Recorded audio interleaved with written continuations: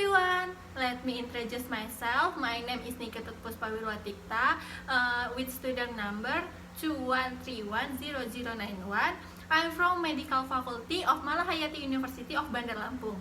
Today I want to tell you about blood pressure. I'm sure that many of you don't know about blood pressure, so stay tuned guys. The first is we must know about the definition of blood pressure.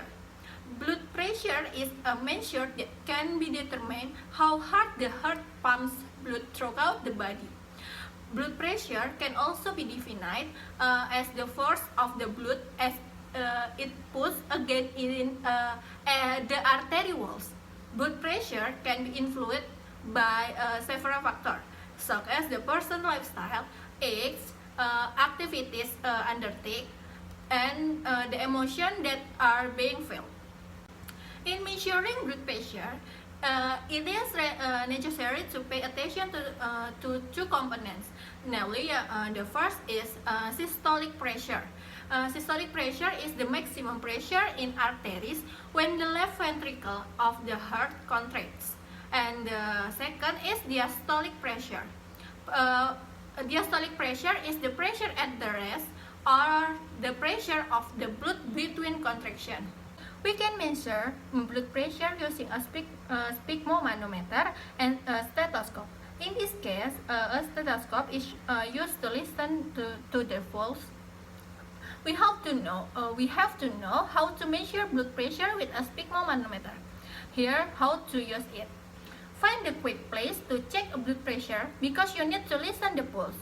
The second is make sure that you feel comfortable and relaxed.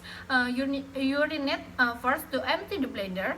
The reason a full bladder can interfere with the result of blood pressure check. The third is roll up self. Fourth is sit in chair located next to the table for 5 until 10 minutes. The arm should be placed at the level of the heart. Sit up straight with leaning your back on the chair and don't cross your legs. Place your arm on the table with your palm point up. Find location of the heart rate by slightly pressing the finger on the inside of the elbow. Place the cut off the top of the arm. Make sure the head of the stethoscope is over the artery. The part of cut should be about 1 inch above the inside of elbow. Then place the stethoscope in your ear.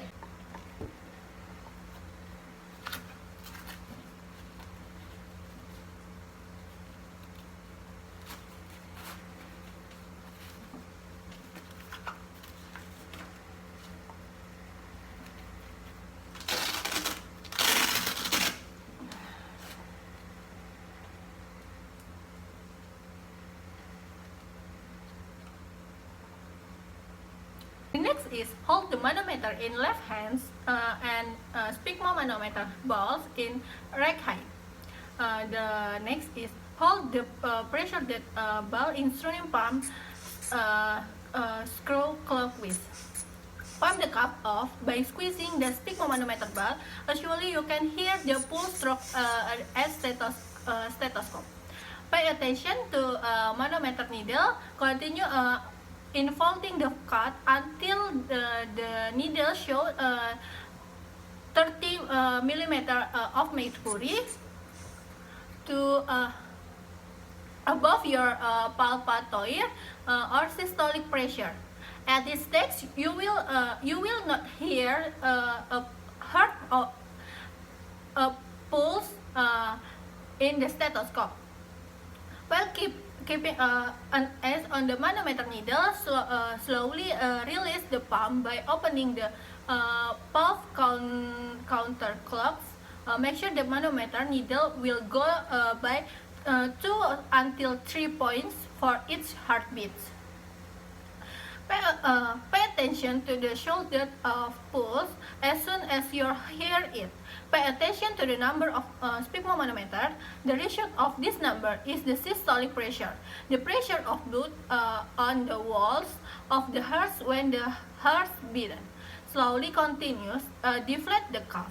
Listen carefully until the sound of the pulse disappears. When you can hear it, pay attention to the number of speed manometer. Then the result is the diastolic pressure, air pressure between the heartbeats. Allow the cuff the fully deflates.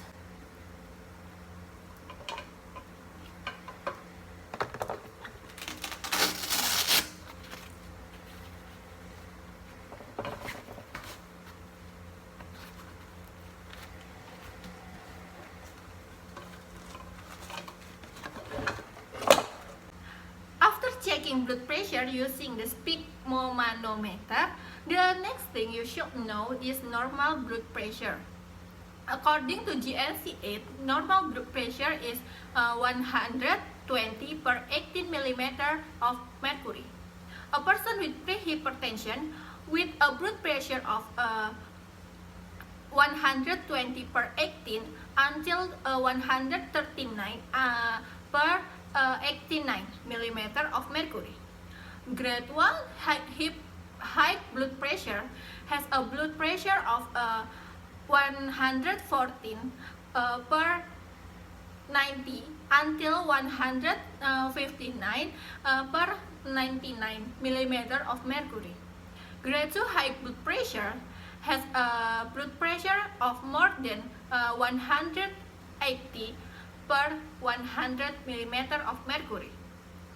While someone who has low blood pressure, if his blood pressure is less than 120 per 80 mm of mercury. We have already discussed about high blood pressure and low blood pressure. What is causing this? Let's discuss one by one. The first is high blood pressure. High blood pressure may be causing when you have a history of high blood pressure, or after doing physical exercise, a lack of sleep, a lot of stroke, consuming caffeine, or smoking, or other factor. The second is low blood pressure. Low blood pressure maybe can causing you are dehydrated. If you are pregnant, anemia, lack of sleep, or you can allergen to something. Well, after knowing the cause, we have to know how to deal with this. Let's discuss one by one. The first is how high blood pressure. High blood pressure can deal with exercise regularly, reduce caffeine consumption and smoking, eat more vegetable and fruit, eat less meat, relax the mind, eat less salty food, and much more. The second is low blood pressure. It can deal with drink a lot of water, eat a balanced diet, eat more salt, and much more. I've said a lot about blood pressure. Hopefully what I say can be useful for those of you who watch. That's all I can talk about. More and less I apologize. Thank you to all of you. See you guys.